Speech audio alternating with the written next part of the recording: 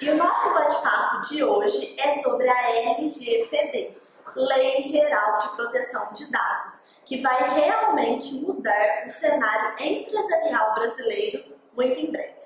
Nosso convidado para falar sobre a LGPD é o professor Juliano Miranda. Professor Juliano Miranda, advogado, professor universitário, mestre em Direito Público e estudioso da LGPD. Muito obrigada, professor, por aceitar o convite. Eu que agradeço, Larissa, o convite do IPConte para falar de um tema tão palpitante, novo e que realmente vai mudar o cenário empresarial em 2020. Professor, afinal de contas, o que é a LGPD e qual o objetivo dessa lei? Sim. A LGPD é a Lei Geral de Proteção de Dados, também conhecida como Lei dos Dados Pessoais. Essa lei é a lei número 13.709 de 2018, foi sancionada pelo então presidente Michel Temer, e é uma lei que tem como objetivo principal dar um tratamento adequado aos dados de pessoas naturais. Quais são as pessoas naturais? As pessoas físicas. Porque essa lei, a LGPD, ela não engloba, ela não contempla os dados de pessoas jurídicas. É importante que isso fique claro. E o objetivo é exatamente tratar com mais cuidado, sigilo, segurança e outros critérios que a lei traz, os dados de pessoas naturais. Porque, Larissa, nós sabemos que todos nós deixamos um rastro de dados por onde passamos. Na sua vida escolar, na sua vida universitária, na academia que você frequenta, numa biblioteca, nos serviços em geral, normalmente os nossos dados são captados. O nome, o endereço, o telefone, e-mail, dentre outros dados. E realmente esse rastro fica. Mas nós não tínhamos uma legislação para gerenciar, para tratar esses dados, né? O que eventualmente deixava o cidadão, a pessoa natural, em situação de vulnerabilidade. Os dados sendo divulgados sem nenhum controle, vazamentos de dados também, expondo as pessoas. Um exemplo muito simples. Um sistema de delivery de comida, um aplicativo, os seus dados são captados por essa empresa. Os seus dados são captados por esse tipo de serviço. E lá estão o seu nome, o seu endereço. Eu gosto muito de usar um exemplo, né, de outros estudiosos da LGPD. Eventualmente você tem um hábito alimentar, você tem uma restrição alimentar, lactose, glúten, ou às vezes você opta por determinados alimentos em razão de uma questão religiosa. Isso tudo fica registrado no aplicativo de comida e nós podemos identificar, fazendo inclusive a rastreabilidade desses dados, que os seus dados vão ou podem impedir a contratação de um seguro de vida, por exemplo. Porque a Larissa, os seus dados, assim como qualquer outra pessoa natural, os seus dados serão revelados e um terceiro saberá das suas restrições alimentares, eventuais doenças que você tem, da sua questão religiosa. Esse é só um exemplo isolado que eu gosto de usar, só para demonstrar como os dados pessoais realmente eles podem afetar a vida das pessoas, né? Os dados pessoais eles são um patrimônio, né? Um patrimônio. E as empresas que fazem essa captação, elas precisam efetivamente ter um cuidado, e a lei vem exatamente para exigir isso de uma maneira, eu diria até muito severa, esse controle de dados pessoais. Perfeito, professor. Mas o que motivou a criação dessa lei? Sim, na realidade, essa legislação, a Lei 13.709 de 2018, ela já vem sendo trabalhada no Brasil há cerca de 10 anos. Né? Ela foi sancionada em 2018, mas ela é fruto, inclusive fruto e influência de legislações estrangeiras. A exemplo da GDPR, que é a legislação europeia, que entrou em vigor em maio de 2018 e funciona na Europa e cobra isso de todas as empresas de uma maneira também severa. Então, a GDPR europeia, que entrou em vigor em maio de 2018, foi uma forte influência para a LGPD, que é a lei brasileira, que dá, ou procura, ou visa o mesmo objetivo: cuidar dos dados, o gerenciamento, o tratamento, o sigilo, como os dados serão mantidos, armazenados, distribuídos, acessados, controlados, divulgados, transferidos. São várias rotinas que a lei visa controlar. Entendi. E quando que vai entrar em vigor essa norma legal? Essa norma legal ela entra em vigor em agosto de 2020. Tá? Agosto de 2020. Então, na realidade, nós percebemos que temos menos de um ano para fazer as adequações necessárias. E o trabalho é um trabalho pesado, né? Eventualmente as pessoas pensam, mas nós ainda temos uma relativa folga, digamos assim, para fazer as adequações, para deixar a empresa em conformidade com essa norma legal. Eu diria que quem nada fez até o presente momento já está atrasado e muito atrasado. Porque é um trabalho que implica envolvimento do jurídico. O departamento jurídico tem uma atuação direta e intensa nesse processo. Departamento de Tecnologia da Informação e os outros setores, né? A gestão de processos, marketing, RH. E eu diria que a LGPD ela não tem uma linha de chegada, onde a empresa ou o empresário eventualmente diz concluiu o trabalho, está pronto, está finalizado. Não. A LGPD exige manutenção constante, regular, diária, porque afinal de contas não há um trabalho a ser feito, concluído e eventualmente deixado de lado. Treinamento maciço com os empregados, com os colaboradores, né, com os clientes internos e os clientes externos, parceiros, fornecedores, treinamento maciço e um controle regular. Né? A manutenção ela é exigida pela lei. Perfeito. Todas as empresas, independentemente do seu ramo de atuação e porte, estarão obrigadas a cumprir tal norma? Larissa, todas as empresas.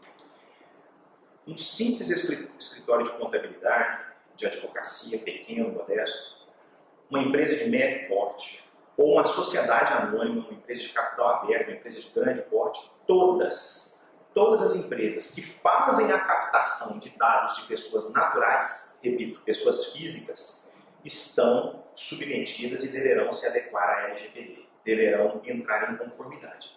Então, aquele microempresário, aquela empresa que faz a captação de dados de um cliente, o nome, o endereço, o telefone, o e-mail, é captação de dados pessoais. Essa empresa também está obrigada e ela deve ficar em conformidade com a lei. Então, é difícil dizer hoje qual empresa, qual empreendimento não capta um dado de uma pessoa natural.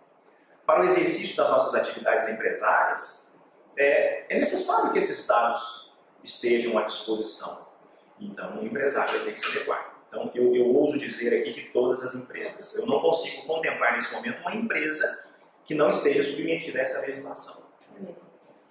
Professor, a lei traz algumas expressões e conceitos novos, como, por exemplo, dado pessoal, dado sensível, dado anonimizado. O senhor pode explicar para a gente o que quer dizer esses conceitos? Sim. Vamos lá. O dado pessoal é aquele dado que identifica ou pode identificar uma pessoa. Porque, por exemplo, os seus dados pessoais, nome, CPF e RG, esses dados identificam a Larissa imediatamente. Agora, existem alguns dados que indiretamente e se cruzados podem identificá-lo. Por exemplo, o seu e-mail institucional. O IP da sua máquina, do seu notebook, por exemplo, são dados que não te identificam imediatamente, mas que podem te identificar. Então, o dado pessoal é aquele dado que identifica a pessoa natural ou que pode identificá-la. Esses são os dados pessoais. Agora, os dados sensíveis, como o próprio nome diz, dados sensíveis, são aqueles que revelam algumas questões, sobretudo de natureza mais íntima. Por exemplo, os dados relacionados à saúde, os dados relacionados à vida religiosa, à vida sexual, à biometria que, por exemplo, o empregado faz uso, né, do sistema biométrico para registrar o seu ponto diariamente na empresa. Então, dados relacionados à saúde, à vida religiosa, à vida sexual, à vida partidária, político-partidária, essas questões étnicas, todas essas questões que normalmente são relacionadas à intimidade, à vida privada, essas questões são consideradas dados sensíveis. Dados sensíveis. E o dado anônimo, né? O dado anonimizado. A legislação fala no dado anonimizado porque, eventualmente, alguns dados podem ser ocultados. Por exemplo, o nosso CPF, se nós retirarmos ali alguns algarismos, esse dado ele vai estar oculto. Eu não consigo identificar a Larissa porque o seu CPF está incompleto. Uma imagem, eventualmente, que tem ali um tratamento naquela imagem e ela não fica nítida, aquele dado agora ficou anonimizado porque eu não consigo identificar o titular daquele dado. Eu não consigo identificar o titular daquele CPF ou o titular, o dono daquela imagem. Então, o que é dado anonimizado? Foi o dado que passou por um tratamento, de modo que, por alguns mecanismos tecnológicos, nós não vamos conseguir chegar ao titular, entre aspas, ao dono daquele dado. Isso é um dado anonimizado. Perfeito. Professor, fala-se também na lei em alguns personagens: controlador, operador, encarregado de dados. Qual o papel de cada um perante a LGPD? De fato, Larissa, essa pergunta ela nos dá a oportunidade de esclarecer algumas questões que são palpitantes e dúvidas recorrentes dos nossos treinamentos. O controlador é aquela pessoa jurídica, vamos aqui tratar de pessoas jurídicas, foco nas pessoas jurídicas. O controlador é aquele que faz a captação de dados. Então, vamos imaginar que eu faça a captação de dados dos meus clientes. Eu sou, por exemplo, uma agência de publicidade, eu tenho um cliente, nós vamos fazer uma campanha publicitária e eu fiz a captação de vários dados, dados de pessoas naturais, inclusive. Alguns dados podem até ser sensíveis, como fotos, áudios e vídeos. E eu fiz essa captação, mas agora eu preciso mandar esses dados para um terceiro, para uma terceira pessoa trabalhar com esses dados. Por exemplo, fazer uma carteira de identificação do meu cliente, fazer um e-mail marketing, por exemplo, aquela outra pessoa jurídica vai trabalhar os dados que eu captei do meu cliente. Então eu fiz a captação dos dados, eu sou o controlador, e eu mandei esses dados para uma outra pessoa, que também vai ter acesso aos dados dos meus clientes. Então é um outro personagem. Agora, eu diria que o mais importante desses três personagens, que na GDPR, que é a legislação europeia, ela chama de DPO, ou DPO, para nós no Brasil é o encarregado de proteção de dados. A legislação exige que as empresas designem, que as empresas nomeiem um encarregado de proteção de dados. Quem é o encarregado de proteção de dados? É uma cabeça, é um personagem que vai fazer a ponte entre o órgão regulador do governo e as pessoas naturais. Então, por exemplo, essa pessoa ela vai fazer toda a gestão. Eu diria que é o gerente de administração de dados. Ele é o responsável por cuidar dos dados. Em caso de algum vazamento, algum problema, alguma intercorrência, ele que vai dar as tratativas. O órgão fiscalizador, ele que vai receber as demandas do órgão fiscalizador. Uma pessoa natural que quer eventualmente modificar os seus dados. Nós vamos falar daqui a pouco dos vários direitos que as pessoas terão a partir da data aí, agosto de 2020. Então, o encarregado de dados é uma pessoa responsável, é o cabeça, é o personagem realmente que vai ter muita participação na condução da LGPD, na gestão dos processos na empresa. Deve ser uma pessoa que, se possível, tenha conhecimentos jurídicos e também relacionados à tecnologia de informação. Nem sempre isso vai ser possível, né? Ainda há uma celeuma, uma preocupação, muita dúvida sobre o encarregado de proteção de dados, se necessariamente deve ser um nome, um cargo, uma pessoa na empresa, ou se ainda haverá uma regulamentação a respeito e se poderá haver uma equipe encarregada. Mas até agora, todas as informações que nós temos recebido, os treinamentos, todas as pesquisas, o DPO, ou encarregado, é um cargo, é uma pessoa que fará a gestão disso. Certo, perfeito. Outro ponto importante é que a pessoa física passa a ter vários direitos e ainda precisa dar o seu consentimento para que a empresa utilize seus dados. Então, basta que a pessoa física assine uma declaração autorizando o uso dos seus dados pessoais? Não, de forma alguma. É muito comum, todo mundo já baixou algum aplicativo no seu telefone móvel, no seu equipamento, no seu notebook, no seu desktop, por exemplo, e aí tem aquela leitura enorme, ao final, aceito ou não aceito as regras. Esse tipo de consentimento, aquele que você faz lá o scroll down, desce lá e faz a marcação simplesmente para acessar o produto, esse tipo de consentimento ele não é aceito, ele não é recepcionado pela LGPD.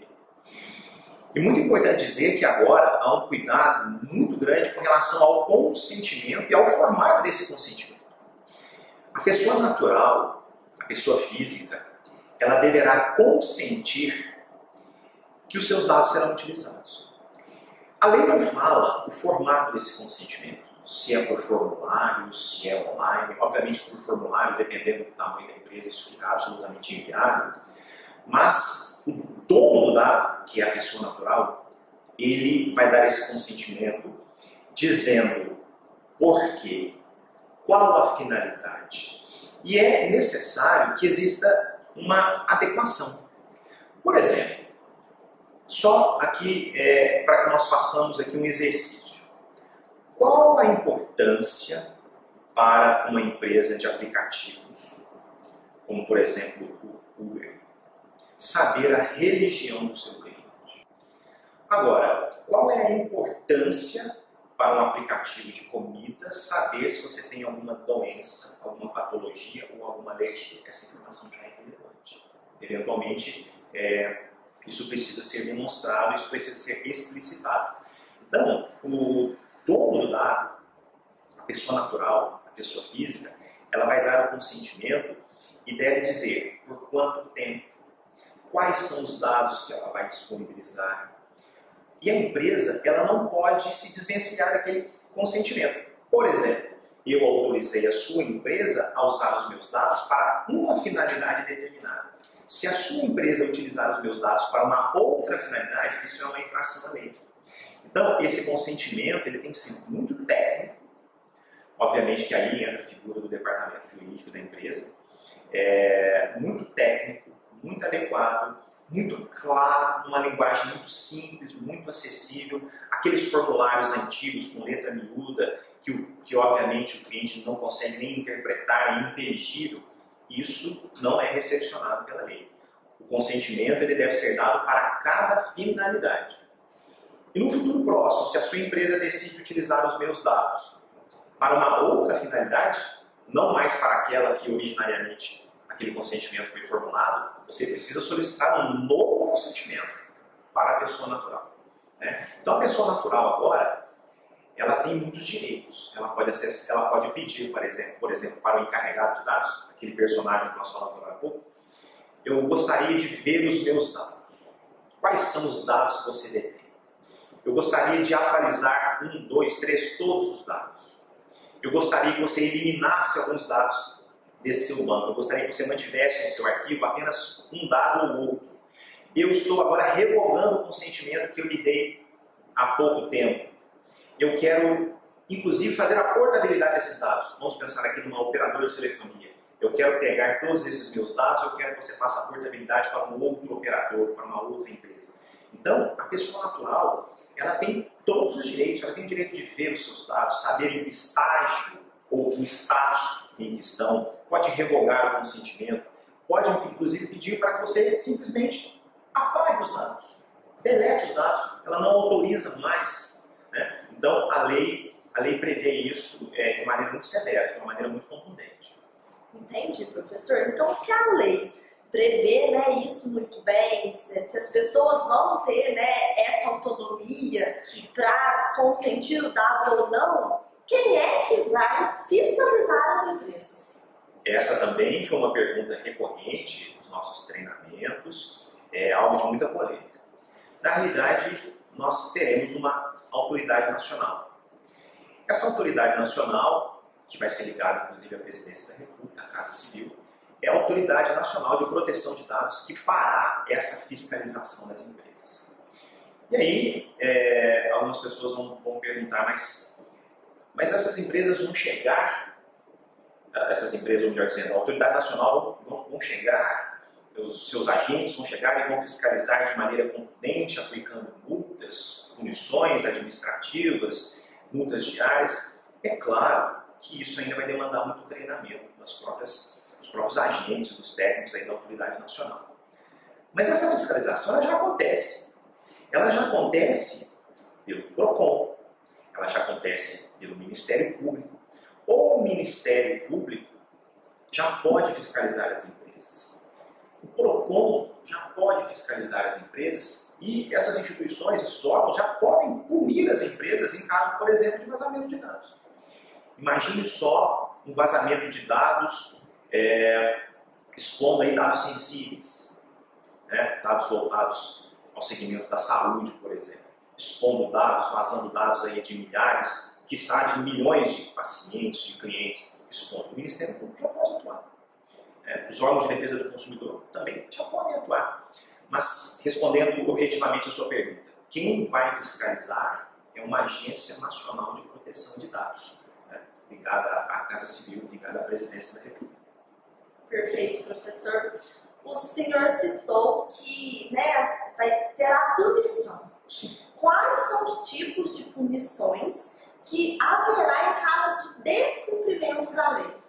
A lei cita várias punições, Larissa. Essas punições podem começar de uma simples advertência com um prazo para que a empresa regularize, né, e fique em conformidade, e chegando a punições de até 2% do faturamento anual, limitado a 50 milhões de reais por infração cumulativas. E algumas infrações que chamam muito a atenção e as respectivas punições. A autoridade nacional, por exemplo, ela pode suspender a empresa, suspender a sua liberdade de utilizar aqueles dados. Agora imagine só uma empresa que depende essencialmente dos dados dos seus clientes para que ela possa gerir o seu negócio. A autoridade nacional pode proibir, por um tempo determinado, de usar os dados. É seguramente a bancarrota da empresa, é o fim da empresa. Ou a autoridade nacional pode simplesmente dizer que a empresa simplesmente não pode mais, por tempo indeterminado ou determinado, ou a mesmo deletar os dados, apagar o banco de dados, né? Apagar o banco de dados que ela dispõe. A empresa, sem essas informações, obviamente, como eu já disse, ela vai sucumbir, ela não vai suportar aí a punição. Então são punições que podem ir desde uma simples advertência com prazo para regularização, multas diárias, sanções administrativas, judiciais e multas nesse sentido. Até 2% do faturamento anual da empresa, limitado a 50 milhões por infração. Agora, além da multa ser pesada, ou das punições serem pesadas, tem a reputação da empresa. Obviamente que a reputação da empresa, eventualmente ficamos sabendo aí que a empresa X teve uma invasão, teve um problema e os seus dados foram divulgados, foram vazados e tal. Obviamente que isso gera uma insegurança, né, numa coletividade difusa, e os clientes vão ficar inseguros de se relacionar com essa empresa.